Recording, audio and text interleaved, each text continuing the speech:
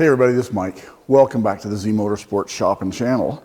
It's been a little while since I've done a video, so I hope everybody's doing okay in everything that's going on in the world right now. So I know a lot of people are on staying home and on lockdown.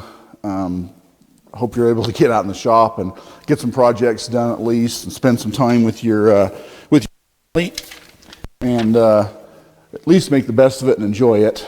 Wife and I, unfortunately, in our jobs, we don't have that luxury. So this is Saturday morning. This is going to be Saturday morning shop tour number 7, but this is actually the first Saturday I've had off in about 4 weeks. So I've had a couple Sundays off, but we've pretty much been on 6 and 7 days a week at work, 10 to 14-hour days. So it's been hectic. So anyway, I just hope everybody's doing good out there. I want to welcome, we've got about 220 new subscribers in the last probably 6-7 weeks. So thank you very much, and I hope you enjoy the content. And if any of you are watching this for the first time, if you're looking for a channel that has a little bit of everything for the gearhead, from normal just mechanical repairs and modifications, specifically on RVs, Jeeps, bikes, or just regular mechanical things around the shop, then go ahead and click that subscribe button, because you're going to enjoy this channel. So that being said, I got a lot of work done prior to all this going to all this chaos going on. My son and I was able to get his front winch bumper built for his WJ. I think last year I showed 1 or 2 shop projects, Saturday shop projects, that showed the suspension being built, the rear bumper and tire carrier being built. So this, I think it was about January, mid-January, we started on his front bumper. We ended up doing a modular style bumper on it. If it was here today, if he was here, I'd show it to you, but it ended up being a 4-piece modular front bumper that houses a Warn 10S winch. And then we built rock sliders for it, and had those powder coated silver to match his Jeep. And then we put a Max black box in the rear cargo area, because he liked the one I've got in my Jeep. So we put that back there for storage, and then we built a hoop system that goes up and around the cargo box to house, to hold his high lift jack, his power tank, and a couple of little odds and ends. So it's kind of more of a mounting system, if you will. But anyway, so we've been kind of busy doing that. I didn't get any video of it. There's quite a few pictures of it over on Garage Journal, but I didn't get any pictures of it, so I apologize, or videos of it. Next time I've got it over here in the shop, if we're doing some routine maintenance or something on a Saturday, maybe I'll do a quick video on it. But anyway, that's kind of what I've been up to. So I've got, in the last few evenings, and then like I said, today's being Saturday, I had some projects I wanted to get done. I did the timing belt on the Weiss Acura I think it was right after Christmas. I did it, and I was going to do shocks on it at the same time, but I wanted to finish up my son's Jeep, so we haven't gotten to the shocks, and so I just did those today. And while I had it on the lift, I figured I'd do a tire rotation and oil change and so forth on it. So I've got a couple little things I've done over by the lathe. I put in a new TIG torch on my Dynasty welder. So I'm just going to take you a little tour around the shop here real quick and kind of show you what I've been working on over the last probably 10 days or so. I got multiple little projects going on, nothing too major. So we'll start over in the RV bay over here. So last week, we buy a lot of tires for work for our over-the-road trucks, and I found out that Michelin was going to start slowing some production on a few lines of tires to support the over-the-road trucking industry right now. So I was wanting to put 2 new tires on the coach this year, so I figured I better hurry up and do that before the ones I've been running and the ones I wanted to put on it were no longer available till maybe later in the year. When I bought the coach, it had Goodyear G670s on it. I hate Goodyear tires, period, but in particular that tire. It's made for RVs, but it was just a horrible tire. So within a couple of years and they just put them on when I bought the coach, so I didn't really want to, just throw money away. So I replaced a couple of them, and then about 4 years ago, I did the steers and the drives and put Michelin XZA2 Energy in a 295 80 22.5s. So I put 6 of them on it about 4 years ago, right before we moved, and I moved the 2 best Goodyears to my tag. They are just over a little over 10 years old now. They're still in great shape as far as sidewalls. They're not cracking or weathering or anything, but I was getting down to the wear bars on them. So what I did is I bought 2 new of the Michelin XZA2 Energies, and I'm putting them on the steer, and then the 2 steers, I'm moving those to my tag.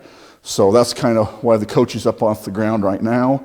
While I'm at it, I was kind of checking some things over, but really that was the last item I had on my to-do list before we started the season of RVing, and that kind of got pushed off a little bit. We haven't been able to go anywhere because of what's going on right now, but I didn't want to hold off on getting tires too long and then end up not being able to get the XZA2 Energies in the size I needed until later in the year or whatever. So the coach is up in the air right now. I got those off.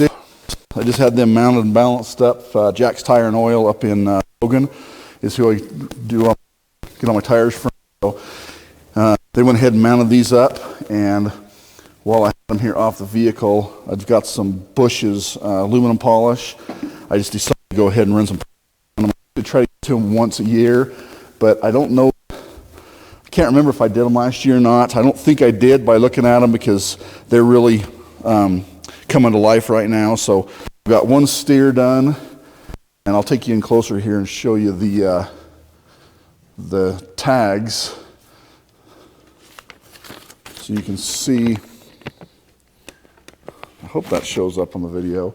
The one on the right there has not been polished yet. And like I say, it doesn't look bad. It's just got just a little bit of oxidation on it. Like I said, I don't think I did that in 2019. I think last time I did it was 18. And then there is the one I did the other night. Just run a quick, just by hand, run around it, and it's brought it right to life. These are Accuride wheels. I don't particularly care. I shouldn't say I don't care for them. I like the Alcoas better. Our last coach was a 38-foot Beaver Contessa, and I had 22.5s on it as well, but they were Alcoa wheels. And boy, those things were almost like chrome when I had them polished up. And they were really easy to keep polished up. These Accurides, I don't know if they've got a little more magnesium in them or something. I'm not quite sure, but they, if I don't polish them once a year, they start dying back, and I think that's what was happening on these. They were just ready to be done. I wash it as soon as we get back and everything, so I don't let stuff sit on them, but they were needing to be done, and so I think they'll look good for the season. But again, I think the Alcoas polish up a little nicer. The Accurides just don't have that depth that my Alcoas did. Now, that being said, when we bought this coach, it's an 03. When we bought it in 07, the wheels, I don't think it had a coat of polish on them since they were new, and they were in pretty bad shape. So I had pulled all the tires and wheels off and machine polished them with a little 3-inch buffing wheel, my little 3-inch polisher, and brought them back the best I could. And then now, like I said, once a year, I usually just go around them by hand with that Bush's, and just as a maintenance shine. So moving around here.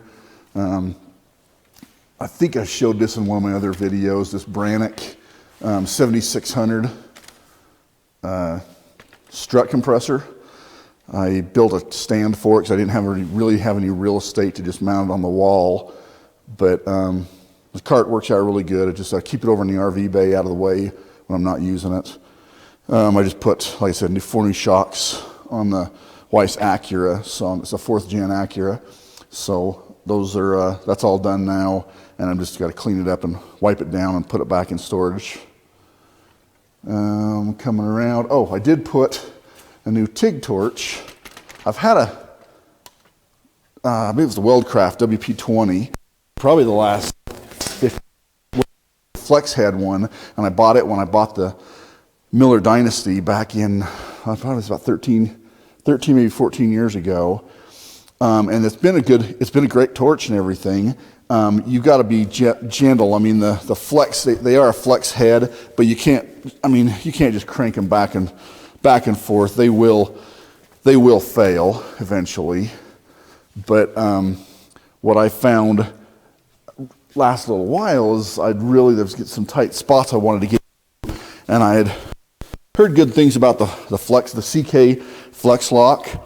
So I went ahead and bought one probably close to a year ago, but 10 months ago maybe now, and I just never have put it on. I got the super flex cables for it, but I just had never put it on.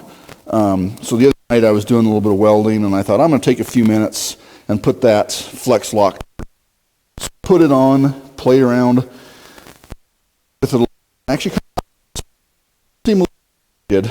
So you can lock it down, and I don't walk the cup a lot, but if you want to put a little bit of pressure on the cup as you're moving around, you can do it a little easier with this one versus the flex head one, because if you put any kind of pressure trying to walk the cup, or even just putting pressure to walk it around something, that flex head does bend when at the most inopportune time. So I think I'm gonna like that Flexloc. I was just gonna use it as needed base, but I leave it on the welder now full time. That'll be my daily use. Another item, I bought this Weldcraft tungsten sharpener I bought it when I bought the Dynasty, so about 13, 14 years ago, and it's been a really good tungsten grinder, and I just have it mounted here on the side so it's within easy reach. It's got all your different angles for your tungstens. You can reach it in the end and put a flat spot on it, but the diamond wheel in it, the last couple times I was welding, I noticed that it was a little bit, took a more finesse getting point the way I wanted it on the tungsten, so I figured the diamond wheel was on its way out. I'm anxious to get some more time with that Flexloc TIG torch. I think I'm really going to like that. Let's see, coming around over here by the lathe. A couple of weeks ago, I was doing something on the lathe. I wanted to cut a small taper just on a part, and I noticed that as I got out about, I don't know, 1.5 inches or so, that my compound slide got really tight, and it would still move, but it was really tight. And I thought, my first thought was, okay, I got a chip or something up underneath on the ways there, so I wanted to pull this off and take a look at it before I damaged the way or bounced or just gouged it up. So I disassembled it, pulled it apart, really didn't find anything other than there was a little bit of like cosmoline from when the lathe was new that was up underneath by that floating way where the lock is. So I cleaned everything up really good. I lapped it on the surface plate, put it all back together and oiled it up good. And boy, it's just smooth as silk now. I mean, I can go all the way out, all the way in, and it just glides across there. So while I was doing that, I noticed that every time I like to have tools within easy reach for the lathe here, and every time I need to release as a 5mm Allen socket to loosen this to change my compound angle, and then also for my tool holders I need a 3/16. So it's not that big a deal to walk over to the toolbox and get them, but I really wanted something handy within easy reach, and so I just went and got a kind of a comfort grip Eklund 3/16, so I have it handy for my tool holders. And then I wanted to build something that get up high off of for 5mm, but I didn't want to just use a regular Allen wrench. So I ended up getting an Allen socket, cut it down, put it into a tube, machined a little end piece and a piece of 01 drill rod going through it. So now I can put that on there, loosen it up, change compound angle, and then I built just a quick little holder right there for it. And then I've got a 9/16, just a standard combination wrench, so that I can, and I put it up here handy So that way I don't have to make trips to, I mean, the toolbox is what, 12 feet away. It's not that big a deal, but I like to, when I'm working on the lathe, I don't like to have to keep walking away. I like everything right here handy. So that was kind of a little modification, if you will, that I made to the to a couple of tools, have them readily available. And then I had a couple of comments over on Garage Journal. I was showing this in a picture, and basically it's just a piece of, I believe it's half-inch, half-inch key stock. And then I drilled and tapped for a 5/16 socket head cap screw, and I got a couple little bearings, and I put them in a tool holder. And what you do with this is, if you've got a small part in the lathe, you can actually bump this, put this in your tool holder, and you can run this up against your part real soft and push it, and it'll actually square it up and true it up. Or you can turn it this way and you can go in from the side, and you can true that up in your work, in your collet or your chuck or whatever, and it's just quick and simple. But like I said, I had a couple people ask about that, so it's just a simple little shop-made tool. Be a nice little project. That's all I did, is I took some, like I said, some key stock and a couple of small bearings. Quick little project. I thought it was going to turn into be a quick little project. I tore this down the other night after doing the compound slide on the lathe and seeing how smooth that operated. I decided to tackle my Vertex rotary table. This I'm thinking probably around 12 or so years ago at an estate sale, and you could tell it was hardly used. I mean, there's no marks on the table itself. It had a little bit and grime, but I just kind of cleaned. And I've been using it ever since. I had used it on my little 3-in-1 machine when I first got it, and it was probably a little big. It's an 8-inch, so it's probably a little big for that machine, but it's perfect for my 9x35 knee mill now. So, but I noticed over the last few years, and I haven't used it a lot, but I noticed that it's getting harder and harder to turn. So seeing what an improvement it made on the compound slide on the lathe, to just go through, give it a good cleaning and inspecting, I decided to go ahead and do that with this. And I did, because the tapered bearing underneath the table was, as soon as I dropped the bottom piece, the cover plate off, the grease was just hard, crusty, it had been caked in there. So I decided to tear it the rest of the way down. The ball bearing up inside was the same way, so I pulled that bearing off. I was going to replace the bearings, but I thought I'm going to try cleaning them first, because it's not really a high-speed unit. I just want it to move smoothly. So I pulled the bearings off, cleaned them the best I could in the solvent tank, and then I put them in carburetor cleaner, let them soak overnight, and man, they cleaned up just like brand new. So everything's spotless on them. Repacked. I'm going to repack this one yet and put it back in, and then reassemble everything. While I also had it apart, I took my stone and went through and just kind of made sure there was no burrs or anything on either of the two mounting surfaces.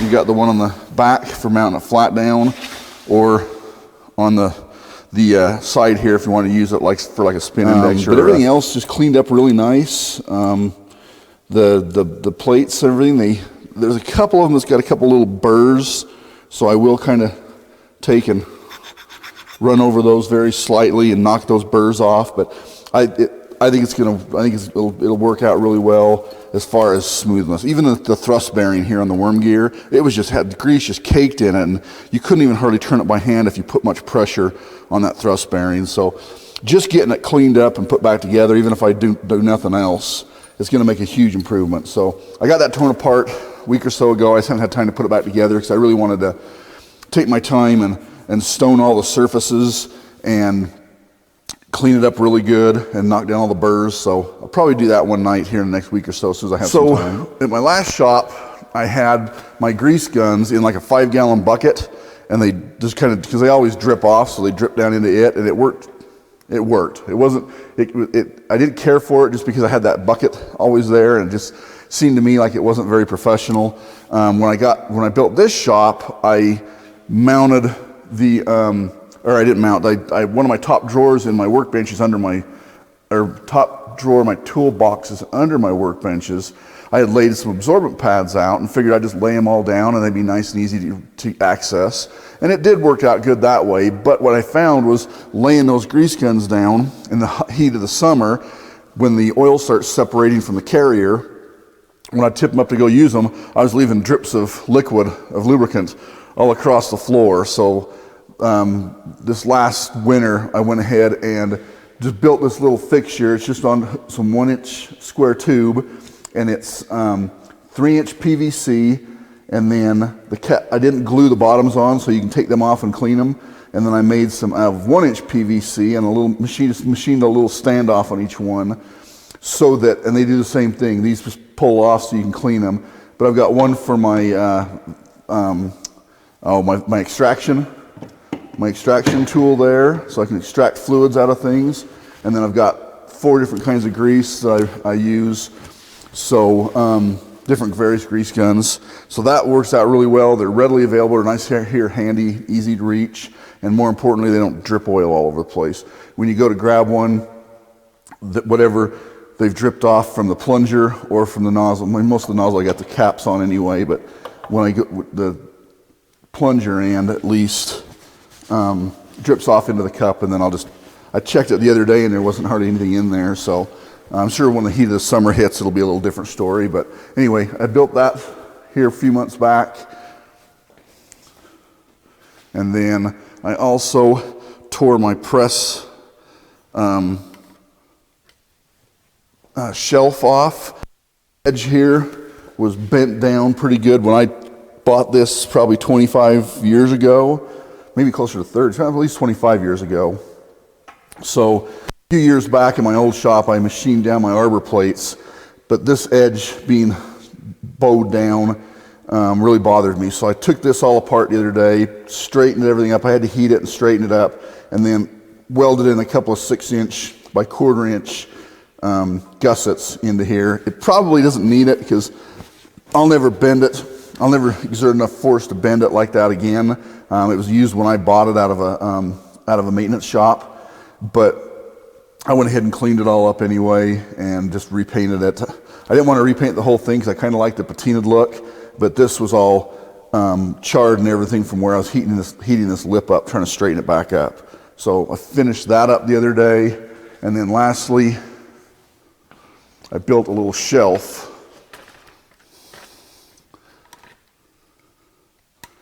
I built a little shelf for my chargers, and then I put in a Bilkin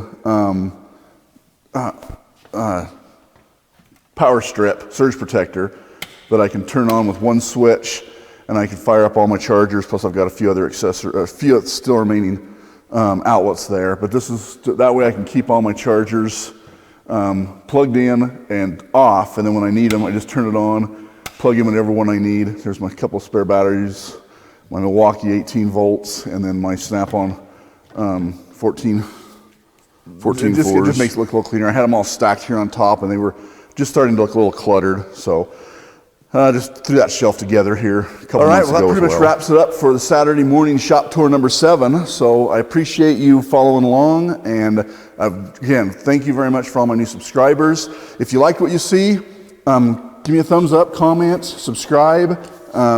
If I welcome the comments. If there's anything around the shop in particular that you want to see, please let me know that as well. One thing that I'd gotten a couple comments on last year when I was doing some work on our coach is some people wanted to see a full walk around tour of our coach, and a lot of the modifications and upgrades that I've done on it, kind of all in one video.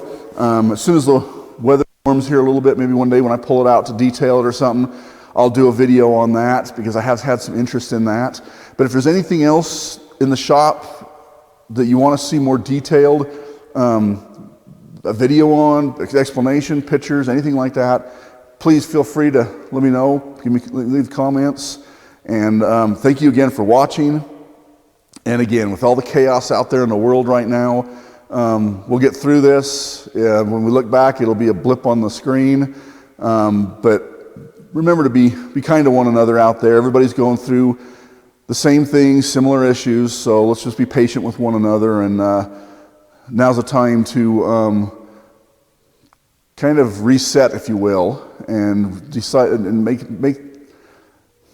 decisions on what's important to you in your life. And I just wish everybody the best so we can all get through this. So thank you very much, and again, don't forget to like and subscribe. Thanks for watching.